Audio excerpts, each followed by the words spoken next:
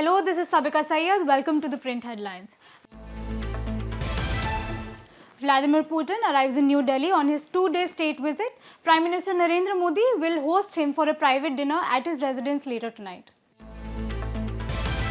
Kremlin spokesperson Dmitry Peskov says talks on Su-57 and S-400 likely during Putin's India visit as both Russia and India work to increase defense cooperation. All eyes on meetings on Friday. Putin will meet Prime Minister around noon at Hyderabad House after a visit to Rajghat earlier in the day. Defense Minister Rajnath Singh and his Russian counterpart Andrei Belousov to co-chair the 22nd India-Russia Intergovernmental Commission on Military and Technical Cooperation in Delhi. Leader of opposition Rahul Gandhi says foreign dignitaries visiting India are discouraged by the government from meeting the opposition, calls it insecurity of the Modi government. Thousands stranded as mass cancellations of flights by IndiGo continue for a third day. DGCA has summoned airline officials. Pilot's body alleges that IndiGo imposed a hiring freeze despite advance notice of new crew duty norms. Congress expels Palakkad MLA Rahul Mamkootathil after a court rejects his anticipatory bail plea in a rape case.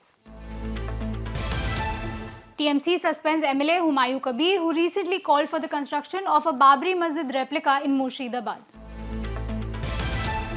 Supreme Court asked states and union territories to give more staff to the EC in order to reduce extreme workload on booth-level officers involved in special intensive revision of electoral rolls.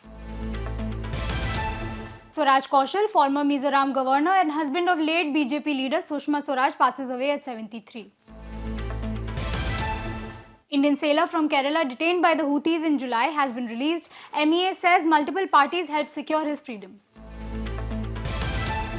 President Putin says Russia will take full control of Ukraine's Donbas region by force unless Ukrainian forces withdraw, a demand that Kyiv rejects.